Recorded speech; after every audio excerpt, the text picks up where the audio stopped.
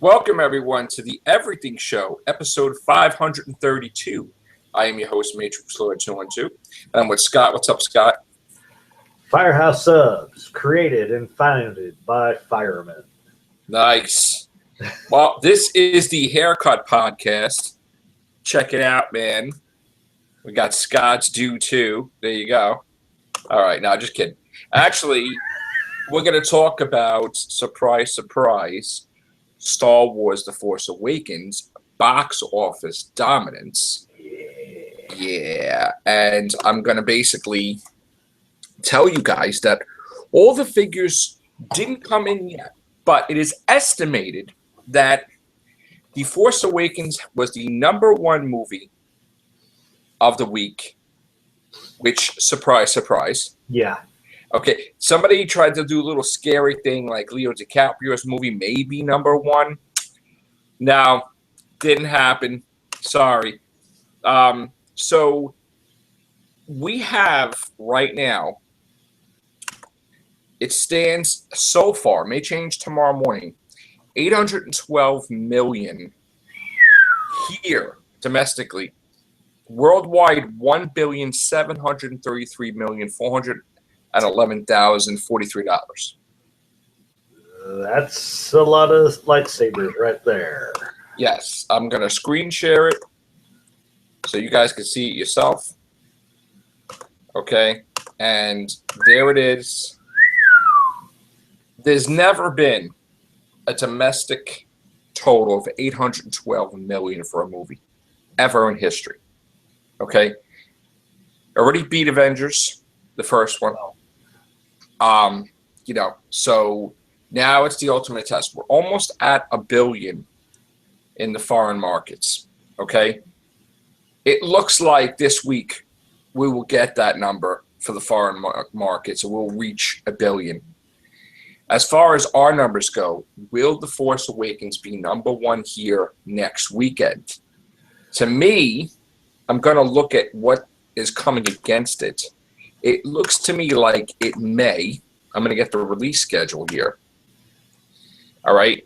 And I'm going to say, let's see, on January 15th, it's going up against Ride Along 2, Norm in the North, and a movie called 13 Hours, The Secret Soldiers of Benghazi.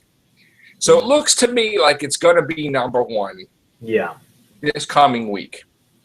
The week of the 22nd, it goes up against Fifth Wave, The Boy, and Dirty Grandpa. Yeah, which I'm going to go see. Right. I still think it's going to be #1. Yeah, me too. The week of the 29th, 50 Shades of Black, The Finest Hours, Jane Got a Gun, and Kung Fu Panda. I still think it's going to be #1. February 5th, Pride and Prejudice and Zombies, Hail Caesar, and The Choice. I'll say this. Think. To me, Pride and Prejudice and Zombies, it's probably going to get at least, I'm going to say go as far as 3 or 4 with whatever else is out. Right. I honestly say that Deadpool on February 12th is going to take it off the top spot. Okay? And again, yeah. No, I'll agree, but I'm going to say Deadpool's good, and I can't wait for him to come out.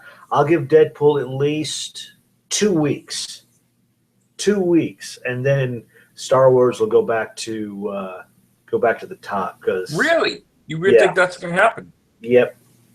I mean, because everybody, by the time Deadpool's come out, everybody's seen it, and the hoopla for Star Wars will start dying down some. But like I said, it will at least knock it off the thing. If not 2 weeks in a week, and then Star Wars will go back to the top. Right, because there's nothing else really out. Yeah. So people are just like, let's just go see Star Wars again. Like 5 times, 10 times. Yeah. It's a cool movie to see, So it's happened before with movies where they would like a movie and it went from #3 back to #1. Mm-hmm. A few times it has happened throughout history with box office. So again, no surprise to me that this happened. We've been predicting this for months. Yeah. we've been saying it's going to reach easy 2 billion. Easy. The question will remain the staying power after 2 billion. Yeah. That's the only thing I think that we're not sure of. You know, I honestly see it going to 2 billion, but I don't know. Yeah, if it's going to hold it by then. I mean, maybe these movies will unseat it only because it's been out for a month and a half. You know what I'm saying? I mean, maybe, you know, a movie like Ride Along or whatever, people just want to see something different. I tend to doubt it, and it's nothing against those movies. But, I mean, I just think those movies don't have a chance being released this close to Star Wars, you know? That's what I think. I mean, yeah. So, because with all the movies that are coming out, it's like, to me, I'm starting to think that only good chance is going to come, anything that's going to come close beating it are the superhero movies. Because people are looking forward more to these superhero movies than they are to Star Wars. There's Star Wars and then there's superhero movies. And these others little movies, it's like they're little fluff movies to get you through. Like, oh, you've seen Star Wars, you don't want to see it again. Here's this little carrot here, or here's this little carrot here, so you can at least. That's how I look at it. And you see, like, nobody wants their movie to come out and be number 2. Mm-hmm. No matter what, it's like if you're an actor in Hollywood, and even if it did a lot of money for number 2, you could never say you were number 1. Yeah. It's bragging power, like bragging rights. It's like Leo DiCaprio's not going to come out to you like, yeah, man, my movie was number 2. Number 2. It's like, oh. It doesn't matter if it made 38 million. He's number 2. Yeah. You know, it's like, how could you brag about that? I was number 2. It's like, It's like the second man man. goes to it's like the second, oh yeah, you're the second person that went to the moon. Oh, cool. Right. And you're the third person to go to the moon. Okay. Right. Wow. You know? Nobody cares. But the thing is, like, his movie's probably a great movie. Don't get me wrong. Yeah. But I just can't believe the people out there that were, like, actually thought that his movie would beat Star Wars. Please. I mean, like, he's somebody that could do it. I mean, I'm not saying nothing against him, but, like, I mean, he's got great movies. Don't get me wrong, but this is Star Wars. This is a different category. You know, we predict. I mean, people may make fun and we talk about it a lot, but we predicted this, like, easily. You know, and it's no surprise to us in any way, shape, or form. And it's like this. I know a lot of people rip on the prequels, but this is like a welcome refrain from how the prequels were. Right. Right. We didn't have the garbage of metachlorians and all that other crap. Prequels, but this is sort of like redeems this. This redeems the prequels that came out in a way. And don't get me wrong. I can still watch the prequels. I mean, the prequels are not totally bad. Yeah, that's what it's I'm just saying. certain elements in it, like Jar Jar Binks. It's like, it's like if I watch the Phantom Menace, I probably won't watch the whole Phantom Menace. I'll probably watch like the lightsaber battle, or maybe I'll watch it and then I'll cringe, or I'll get a drink when like Jar Jar scenes are on, you know, or when like Anakin's like, Mr. Qui-Gon, what's metachlorians? And it's like, oh my God. And then, like, it's just some of the, I understand, and they want him to direct it. I heard they want George Lucas to direct. That's nine? People No. who have not seen the prequels, No. or the people who feel that he did a A1 job. No, he can't. Look, certain lines should have not made it to the cut of the prequels. You know? I mean, Ewan McGregor basically laughing in his hand, and he was laughing in his hand. He killed youngers. It's like I don't even know why they use that as a word. Like, just flat out, stop being politically correct. Or this whole thing, just he killed kids. That's it. Like, he did. I mean, you could call them Muppets. He still killed kids. I mean, like, I don't understand. So just stop beating around the bush with stuff. And then adding that whole no stuff. Yeah, I'm not for going back and changing stuff. So, all right. Besides that, let's see what else we have there. ABC is moving forward with a third Marvel TV series. Now, they are actually the thing that was actually scrapped originally, Mockingbird having a Mockingbird having their own show. Now, here's the thing: a lot of people don't know. I'm a huge fan of Hawkeye and Mockingbird from back in the day. Mark Grunwald, you know, real huge fan. And I was always against when she died in Avengers West Coast at the hands of Mephisto. And then there was teasing that she may come back, and she brought her friend back, Hellcat, Patsy Walker, you know, which is also seeing Jessica Jones, back from hell rather than herself. There was like a, you know, superheroes in hell battling Mephisto, which was crazy. Yeah. And then they did some storyline, Secret Invasion, making it like, oh, that's not her, that's just a Skrull or a Kree in hell or something. And it's, which totally is bull crap as far as I'm concerned. And that's kind of like makes me go against Marvel with certain things, these retcon things. But I'm into the classic costume, the classic look, not this high-tech goggles and crap like that. But she was Hawkeye's wife, as far as I was concerned. And that's what it was in the comics. You want to make it different with the Marvel Cinematic Universe, I guess. But in my mind, it was Hawkeye and Mockingbird. That's the way it worked, West Coast Avengers, okay? So I haven't really watched the S.H.I.E.L.D.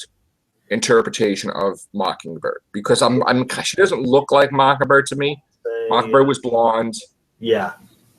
And I can definitely say the gal who plays Mockingbird, it's a step up from the laughing Wonder Woman attempt, which I happened to find online, and oh god, that thing sucked out the wazoo. Right. Oh my god. And on the same note, I also found out that TNT canceled their plans for having Teen Titans. Yes. Yes. And then they came out with another statement just saying, well, we canceled it because, you know, it's kind of like superhero clutter. There's too many superhero shows. We're kind of waiting for the right moment. That's a bunch of bull crap. Yeah. Okay. And yes, there is too many superhero shows, but you know, you obviously made a pitch for it. And then you're like, oh, this sucks. They said no, you know. And then they were also talking about, on one of the stations, they were talking about, yeah, this will at least give them a chance to probably give the characters, some of the characters a chance to be on like Arrow and the Flash. And the guy started talking about how like true power-based superheroes would go to Flash, and the more fighting style ones would go to Arrow, but at least Cyborg is supposed to still keep his own movie coming out, plus being in, of course, right in Dawn of Justice. Yeah.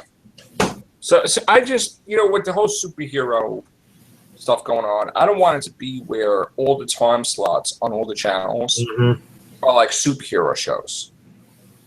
Like, forget Law and Order, forget, like, and, you know, CI, all this stuff, like, just superhero. It's like, I agree in the sense where I feel that there's way too many, but, you know, I don't want it to go away. I just don't want it to flood the market. You know, do I want to see Krypton, the TV show, with the adventures of Superman's grandfather? Absolutely not. Absolutely not. I don't really care about Superman's grandfather. They never made him out to be anything. Superman's father we've seen. I mean, all right, you know, it's like you don't need to make a story that's not there. You know, I understand that they're trying to do stuff like Gotham. Okay, it took me a while, because I was so angry against it, to actually just watch the first episode of Gotham. Which in this day and age, you got to say, okay, they're alternate realities, because everybody's admitting that you don't even need to explain things anymore, especially with Ghostbusters. They just, oh, it's an alternate reality.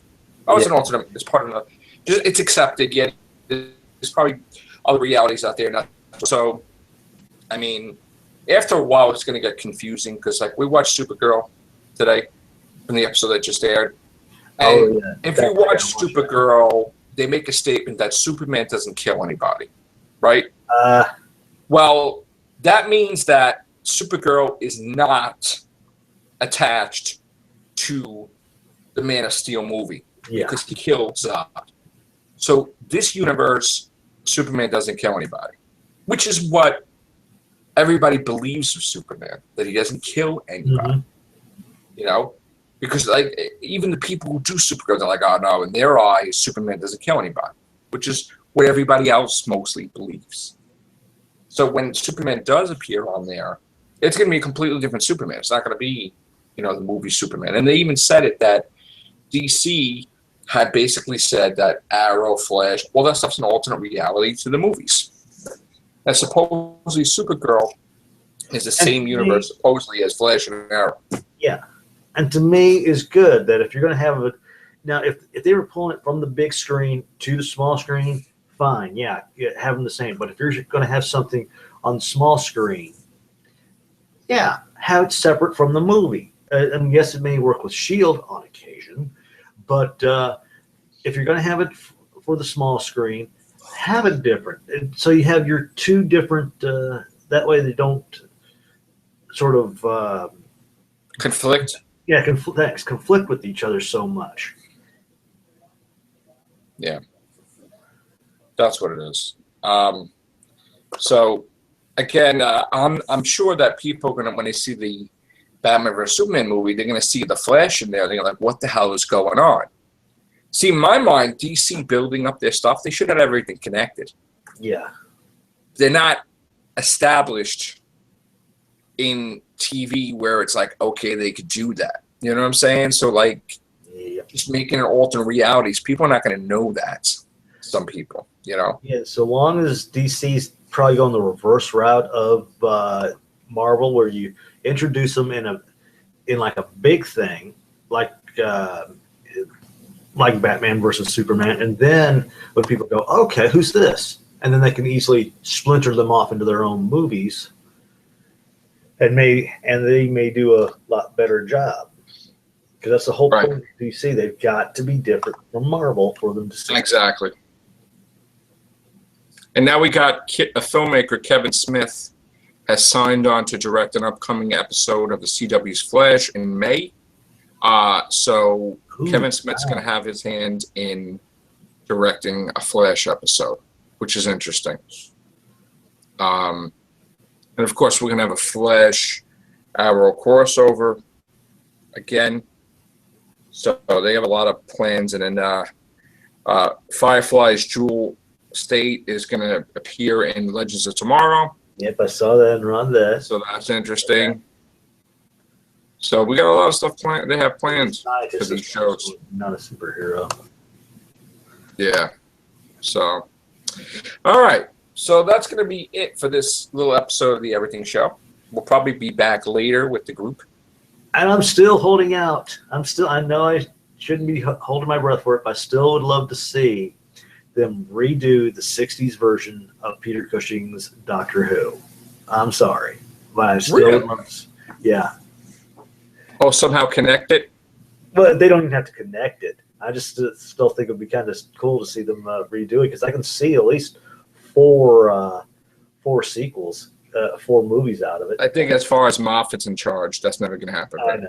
Like I said, I'm not holding my breath about it, but I still think it would be kind of smooth to see that. We'll probably talk about it on the Real Who Means Cast later. So, all right, guys, take care. Bye for now.